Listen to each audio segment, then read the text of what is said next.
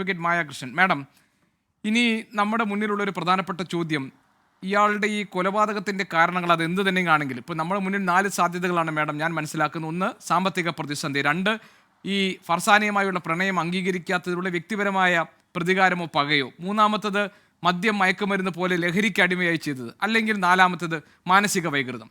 ഇതിൽ 4-മത്തെ പോയിന്റ്, അതായത് പോലീസിൻ്റെ അന്വേഷണത്തിൽ എവിടെയെങ്കിലും വെച്ച് ഇയാൾ ആദ്യം 15-ാം വയസ്സിൽ മൊബൈൽ ഫോൺ കിട്ടാത്തതിൻ്റെ പേരിൽ ആത്മഹത്യ ചെയ്യാൻ ശ്രമം നടത്തിയിട്ടുണ്ട്.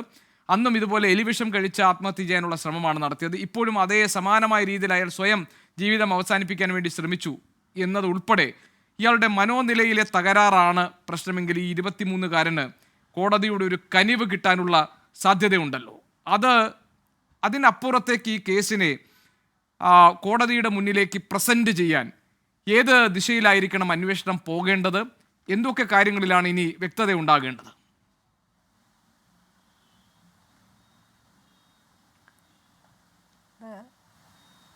സത്യത്തിൽ നമ്മൾ ഈ വിഷയം കേൾക്കുമ്പോൾ വളരെ കൃത്യമായിട്ട് അതിൻ്റെ അകത്ത് നിന്ന് മനസ്സിലാക്കി എടുക്കേണ്ട, എനിക്ക് തോന്നുന്നു അത് ഇപ്പോൾ പറഞ്ഞതുപോലെ ഗോപി പറഞ്ഞതുപോലെ തന്നെ ഈ 4 ഏരിയയിലും കാര്യം എന്താണെന്ന് വെച്ചിട്ടുണ്ടെങ്കിൽ ഇതിലെ ഏത് ഏരിയയിലേക്കാണ് എത്തേണ്ടത് എന്ന് കൃത്യമായ അന്വേഷണം തന്നെ നടത്തിയെടുക്കേണ്ടതുണ്ട് എന്ന് എനിക്ക് തോന്നുന്നു. കാര്യം ഈ പറയുന്ന സാമ്പത്തികവുമായി ബന്ധപ്പെട്ടിട്ടുള്ള ഇഷ്യൂ നേരത്തെ അദ്ദേഹം പറഞ്ഞതിനോട് തന്നെ എനിക്കും അത്തരൊരു യോജിപ്പ് തോന്നുന്നു. കാരണം 23 വയസ്സിനിടയിൽ അത്തരൊരു ബാധ്യത ഏറ്റെടുത്തതായിട്ടോ അത്തരൊരു ബാധ്യതയുടെ പുറകെ നിന്നതായിട്ടോ അല്ലെങ്കിൽ അത്തരം ബാധ്യത ചുമലിലെടുക്കുന്ന ഒരാൾ ലക്ഷറി അടക്കമുള്ള കാര്യങ്ങൾ ഇതെല്ലാം ഇത് ഉള്ളതാണോ റൂമേഴ്സ് ആണോ എന്നറിയില്ല. ഇനി അത് ഉള്ളതാണ് എന്ന് വിചാരിച്ചാൽ അത്തരത്തിൽ ഏതെങ്കിലും കുടുംബത്തെ സാമ്പത്തിക ബുദ്ധിമുട്ടിൽ നിന്ന് കരകയറ്റുന്ന തരത്തിലുള്ള ഒരു കാര്യം ചെയ്യുകയോ അത്തരം ഏതെങ്കിലും തരത്തിൽ വേദനയിലായിരുന്നു എന്ന് നമുക്ക് മനസ്സിലാക്കാൻ സാധിക്കുന്നില്ല.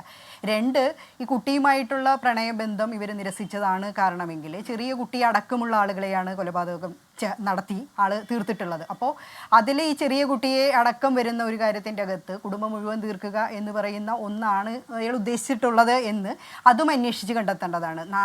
3-മത്തെ കാര്യം എന്ന് പറയുന്നത് മദ്യം പോലെയുള്ള കാര്യങ്ങളോ അല്ലെങ്കിൽ മാനസിക വിഭ്രാന്തിയോ ഒക്കെ.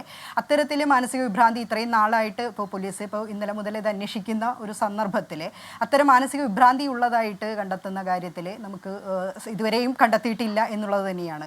ഇനി മദ്യത്തിൻ്റെ ഇൻടോക്സിക്കേഷൻ്റെ ആണെങ്കിലും അത് രാവിലെ തൊട്ട് വൈകുന്നേരം വരെ വളരെ കൃത്യമായി പ്ലാനിങ് നടത്തിയിട്ടുള്ള അതിൻ്റെ ഏതെങ്കിലും തരത്തിൽ ഒരു പെട്ടെന്നുള്ള ഗ്രേവ് ആൻഡ് സഡൻ പ്രൊവോക്കേഷനായിട്ടോ അല്ലെങ്കിൽ ഇത് ഏതെങ്കിലും തരം മെൻ്റൽ ഇൻടോക്സിക്കേഷനൊക്കെ ആയിട്ട് നമുക്ക് തോന്നുന്ന വിധത്തിലല്ല കാര്യങ്ങൾ പോയിട്ടുള്ളത്. നമ്മളിപ്പോൾ മനസ്സിലാക്കുന്ന ഒരു കാര്യം രാവിലെ വളരെ കൃത്യമായിട്ട് 10 മുതൽ 5 വരെ വളരെ പ്ലാനായിട്ട്, അതായത് ആദ്യമേ ഫാദറിൻ്റെ ഉമ്മയെ പോയി കൊല്ലുന്നു, അതിനുശേഷം വന്നിട്ട് അടുത്ത കാര്യം ചെയ്യുന്നു, അതിനുശേഷം വന്നിട്ട് സുഹൃത്തിനെ വിളിച്ച് വീട്ടിലേക്ക് വരുത്തുന്നു, അതിനുശേഷം കുട്ടിയെ കൊണ്ടുപോയി ഭക്ഷണം വാങ്ങിക്കൊടുക്കുന്നു, തിരിച്ചു കൊണ്ടുവരുന്നു. അതിൻ്റെ ഉള്ളിൽ അമ്മയോട് ഇത് ചെയ്തിട്ടാണ് പോയിട്ടുള്ളത്. അപ്പോൾ ഇത്തരം കാര്യങ്ങളെല്ലാം വളരെ പ്ലാനായിട്ട് ആൾ നടപ്പാക്കിയിട്ടുണ്ട് എന്നുള്ളതാണ്. അപ്പോൾ അത് എനിക്ക് തോന്നുന്നത് സ്പെസിഫിക് കേസായിട്ട് എടുത്ത് പഠിച്ച് തന്നെ പോലീസിന് ഇത് ഇൻവെസ്റ്റിഗേഷൻ നടത്തുക എന്ന് പറയുന്നത് വളരെ കൃത്യമായി പഴുതടച്ചിട്ടുള്ള ഇൻവെസ്റ്റിഗേഷൻ തന്നെയാണ് പോകേണ്ടതെന്നുള്ളതാണ്.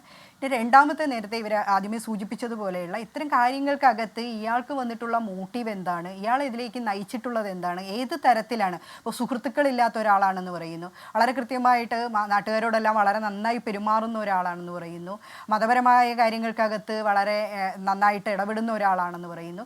ഇതെല്ലാം ആയിരിക്കുമ്പോഴും ആളുകളെ കാണുമ്പോൾ വെറും ഹായ് ബന്ധം മാത്രമാണ്. അപ്പോൾ മനസ്സ് തുറന്ന് സംസാരിക്കുന്ന സുഹൃത്തുണ്ടായിരുന്നോ എന്നൊക്കെ ചോദിച്ചാൽ ഇപ്പോഴും നമ്മൾ അങ്ങനെ ഇയാൾ അഫാൻ്റെ സുഹൃത്താണ് എന്ന് പറഞ്ഞിട്ട് ഒരാളെ നമുക്ക് കാണാൻ പറ്റുന്നില്ല.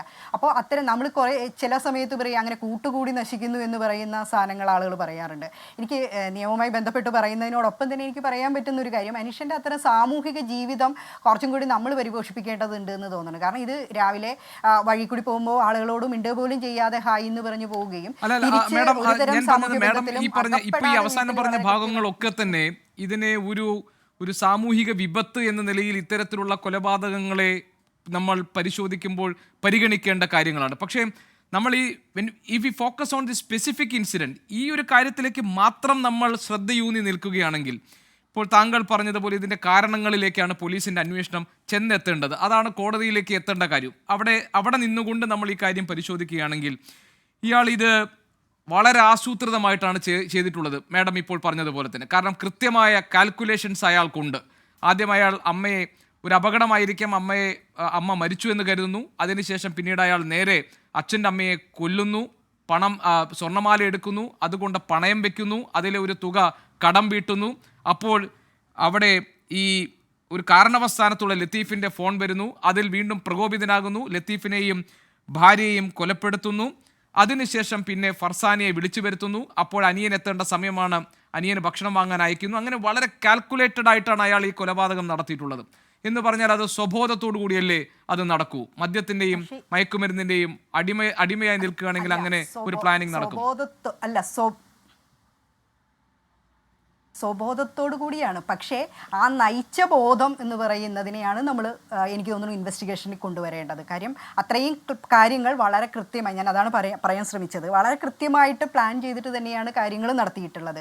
ആ നടത്തിയതിന് പിന്നിൽ അത്തരത്തിൽ ഇങ്ങനെ ഒരു ശരിക്കും പറഞ്ഞ ഒരു സീരിയസ് കില്ലിംഗ് പരിപാടിയാണല്ലോ ചെയ്തിട്ടുള്ളത്. അപ്പോൾ അത്തരം കാര്യത്തിലേക്ക് നയിച്ച അയാൾ ആ ബോധം അത് എന്താണ് എന്നുള്ളതാണ് എനിക്ക് ഒന്ന് പരിശോധിച്ച് കൃത്യമായിട്ട് ഇതൊരു സ്പെസിഫിക് കേസായിട്ട് അയാളുടെ മനോനിലയെ അടക്കം അയാളെ ഇതിലേക്ക് നയിച്ചിട്ടുള്ള കാരണങ്ങൾ അടക്കം ഇത് എന്തുകൊണ്ട് എന്നുള്ളത് കൃത്യമായ അന്വേഷണം നടത്തേണ്ട ഒന്ന് തന്നെയാണ്. അത്തരം അന്വേഷണം നടത്തുകയില്ല എന്നുണ്ടെങ്കിൽ ഈ പറയുന്ന ഇപ്പോൾ കോടതിയിലേക്ക് അടക്കം എത്തുന്ന സാഹചര്യത്തിൽ 23 വയസ്സാണ് നമ്മൾ നമ്മളടക്കം ചിന്തിക്കേണ്ട ഒരു കാര്യമാണ്.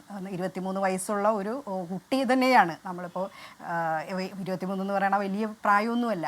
അപ്പം അത്തരം പ്രായം, ആകെ ചെറിയ കുട്ടിയെ അടക്കം വലിയ സ്നേഹം ഉണ്ടായിരുന്ന ഒരു ചേട്ടൻ ഇത്തരത്തിൽ ചെയ്തു. ഇത് വളരെ പ്ലാൻഡാണ്. ആ പ്ലാൻ ഇല്ലെങ്കിൽ കാര്യം ഇത് ഒരു സ്ഥലത്തും പിടിച്ചിട്ടില്ല, ഒരു സ്ഥലത്തും സൗണ്ട് കേട്ടിട്ടില്ല, ഒരു സ്ഥലത്തു നിന്നും അയാൾ ചെന്ന് പോലീസ് സ്റ്റേഷനിൽ ചെന്ന് പറയുന്ന സമയത്തല്ലാതെ ഈ കാര്യം യാതൊരു വിധത്തിലും പുറത്തേക്ക് വന്നിട്ടില്ല എന്നുള്ളത് പ്ലാനിങ് ഉണ്ട് എന്നുള്ളത് തന്നെയാണ്. അപ്പോൾ ഈ പ്ലാനിങ് സ്വാഭാവികമായ ബോധത്തിൻ്റെ അകത്ത് നിന്ന് ഒരാൾ ചെയ്തിട്ടുള്ളതാണോ എന്നുള്ളതാണ് കാര്യം. അതിലെല്ലാം പ്ലാൻഡ് ആയിരുന്നു, പക്ഷേ അയാളെ നയിച്ചിട്ടുള്ളത് ഏതുതരം ബോധമാണ് എന്നുള്ളതാണ്. ശരി.